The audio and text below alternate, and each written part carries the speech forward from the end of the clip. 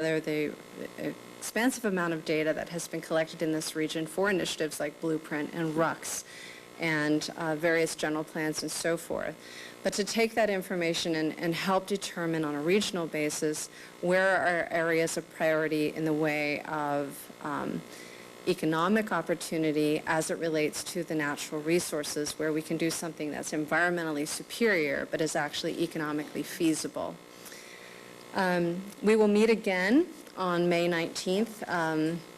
I gave you a very brief list of things that bubbled up as issues, but it was in the interest of Joe and others at the staff level that we reconvene and make sure that the TPAs that have been suggested are also ones that have some acknowledgement of our broad list of things that came up in the natural resources group as potential indicators. So we'll be getting back together at that time. I'm looking forward to it. I think it's an excellent group. Shall I go ahead and segue into the question that you asked? Yes. Okay. Ask Lerner. I do see some deficiencies, and I think they are, as Bill indicated, I believe, driven by our market and our economics at this point. I think I'm also learning very quickly that we're going to have a fairly aggressive roadshow for the Natural Resources Committee. We're going to be going out to people if they're not able to come to us. And to that end, I have met with some of the environmental groups who have some, I think, great innovative ideas in terms of natural resource mapping. I've met with the building industry actually just this morning to hear some of their concerns and suggestions. And again, there will be extensive work which is already ongoing with the federal agencies, predominantly EPA, Fish and Wildlife, and the Army Corps of Engineers, and on the state level, Department of Fish and Game and Water Quality Control Board. Okay. So I'm going to make just a quick comment myself, and then I'm actually going to go to the audience. You've been sitting for a long time, and give you a first call to ask questions directly of these three, and then I have some cross-examination of my own I want to do. So the comment that I want to make is that I just want to be very clear with people that these transit priority areas, we only have enough planning funds in this grant to select 4 or 5 of these areas for intense study. But I want to be very clear with people that the goal is not to just focus economic activity and neighborhood quality of life activity on these 4 or 5 areas. The point is to use these as models to learn from, and then as quickly as we can to disseminate that knowledge to other transit priority areas around the region. Our goal is to get this as region-wide as fast as we can. And of course, resources and all those nasty practical things will ultimately dictate the pace of that. But I don't want anybody to think that we're just trying to pick the magic 4 and that for the next 10 years that's going to be all the focus of the region. And we also have some focus around the issue of, well, what exact criteria or filters or standards or whatever term you want to use are we going to use to select these 4? And that is part of what the purpose of this panel is and these working groups to help inform that. But that's not the main show. That's just the way to get this thing started. The real action is when we start actually doing the work and the planning in those areas. So with that context, let me just ask, does anybody have some questions right now or brief comments that you want to make to jump in on this topic? Yes, sir.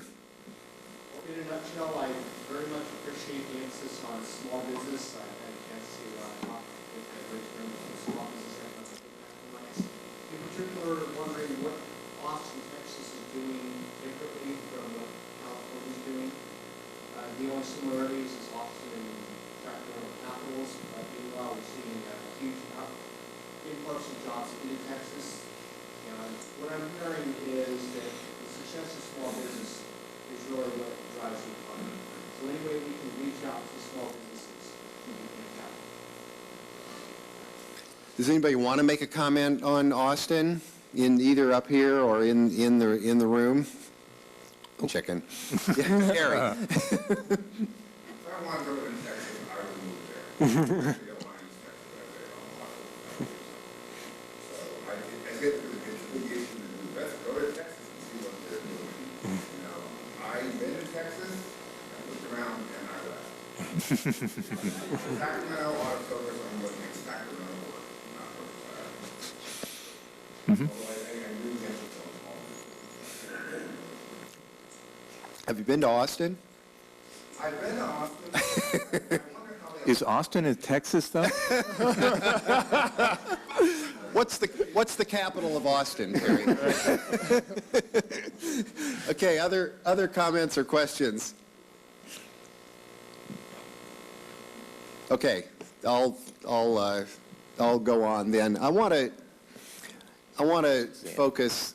I'm not sure I have the crispest way to ask this question, but I want to get to all three of you.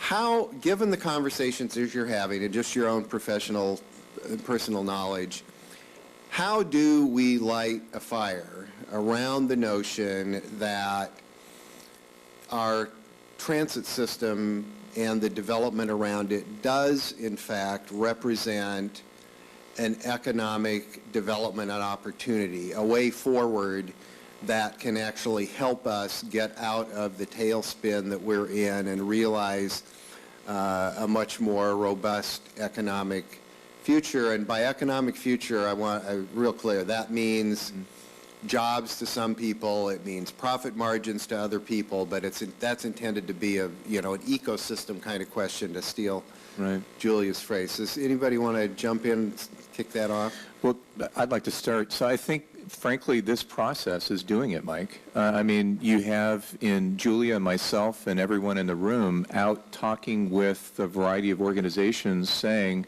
this is a new effort. It is going to intensify planning around areas. It will be a model for other areas, and really putting it on the radar screen. And what we heard on April 13th from the business experts, the small businesses, large businesses, from the economic developers, they recognize that it represents a sunk asset or an infrastructure investment that government is already making to improve the ability for people to move about, and that there is a leverage opportunity to be able to use that as a catalyst for economic transformation. That, yes, it'll contribute to quality of life, but yes, also profit margins, that there's an opportunity to develop there. So I think as a natural byproduct, you're having that effect now. I think the other thing that is happening that Julia intimated about is that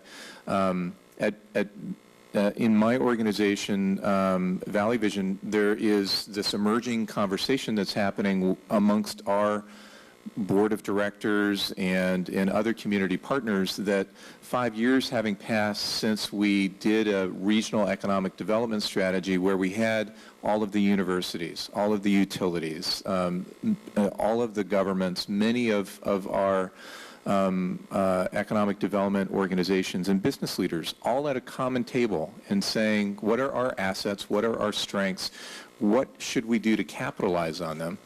Well, 5 years having passed and the economy being the way it is, they want to have that conversation again. And so what our intent is to weave this into that conversation, is to make sure that